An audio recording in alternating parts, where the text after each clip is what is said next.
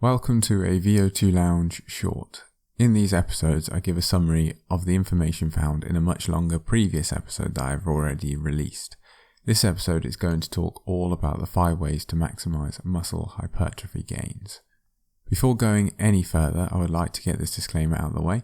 The content and materials featured or linked to in this podcast are for your information and education only, and are not intended to address your particular personal requirements. The information does not constitute medical advice or recommendation and should not be considered as such. I am not a medical professional and therefore not able to give medical advice. First, I think it's important to simply understand what muscle hypertrophy is. So simply put, muscle hypertrophy or growth refers to the increase in muscle mass. Muscle hypertrophy occurs when muscle protein synthesis exceeds muscle protein breakdown and results in a positive net protein balance in cumulative periods. This can be achieved with both resistance training and protein ingestion, which stimulates muscle protein synthesis and leads to decreases in muscle protein breakdown. So that is what the next 5 tips are going to aim to focus on maximizing. Firstly, volume. A 2017 meta-analysis by Schofield et al. Stratified hypertrophic gains across the pooled literature for 5 weekly sets, less than 5 weekly sets, 5 to 9 weekly sets, and 10 plus weekly sets, reporting back that increases of 5%, 7%, and 10% respectively. Other data shows that 4 sets per muscle groups a week should be a baseline for optimizing muscle hypertrophy. Simply put, from this data it is clear that volume does matter. 4 weekly sets per muscle group will provide a good baseline, but the best way to maximize your muscle growth is going to have to be increasing that volume, with 4 to 5 sets kind of being the peak of that inflection point. Tip number 2 is going to be sticking to compound lifts. Multi-joint exercises, also known as compound lifts, activate several groups of muscles at the same time, which allows for lifting of heavier weights. Examples include a squat, bench press, barbell row, deadlifts, so on and so on. Most people know what compound lifts are. Strength improvement in multi-joint exercises appear to be higher and more rapid than in single limb exercises. So if you are time crunch, which you likely are if you've come across this episode, then the key thing is focusing on the majority of your lifts to be in compound movements, and then finite detailed movements isolating of a particular muscle can be used when there is more time available to the individual. Although going to the gym is arguably the most important thing, protein timing, which is going to be tip number 3, and volume is arguably number 2. There are lots of different bits of information around protein timing and volume.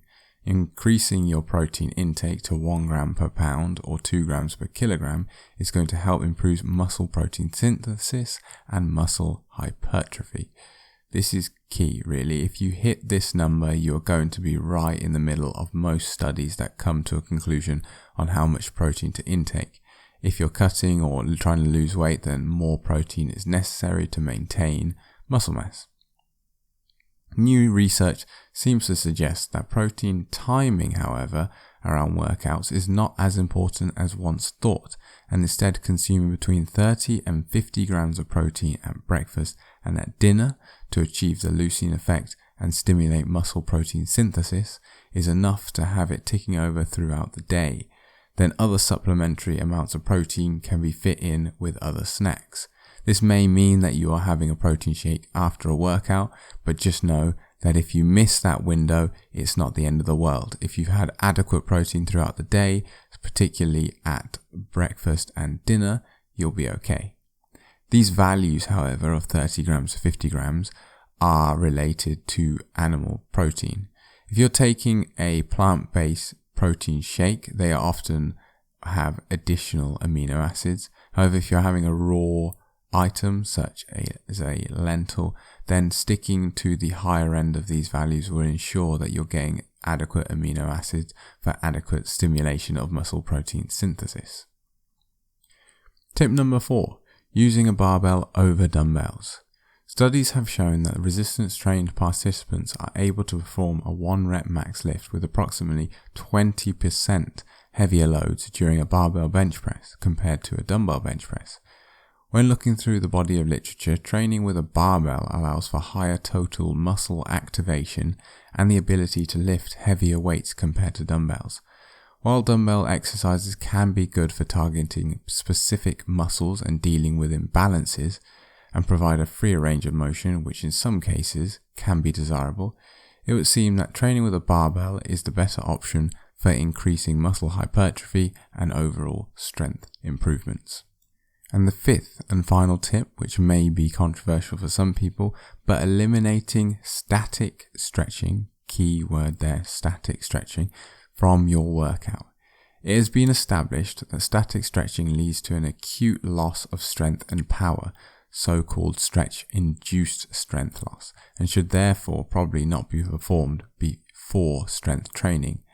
To be specific, 30 to 60 minutes of stretching has been found to cause 22% acute strength loss, while shorter durations of static stretching result in approximately 8% in strength loss. This means a lighter weight will be lifted and therefore fewer adaptations.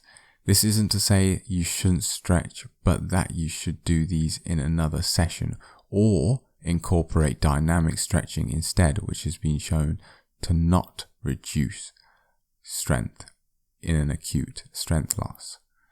Also, another option is to just warm up with the movement. If you're doing bench press and your working set is going to be 100 kilos, for example, start off with 40 or 60 and use the actual bar itself and the movement itself to warm the body and stretch off the working muscles. And with that, thank you for listening to today's short. If you want to learn more, then I have a full-length episode dedicated to this topic already. Before you go, why not follow the podcast and leave it a rating wherever you get your podcasts from, or even better, share it with a friend.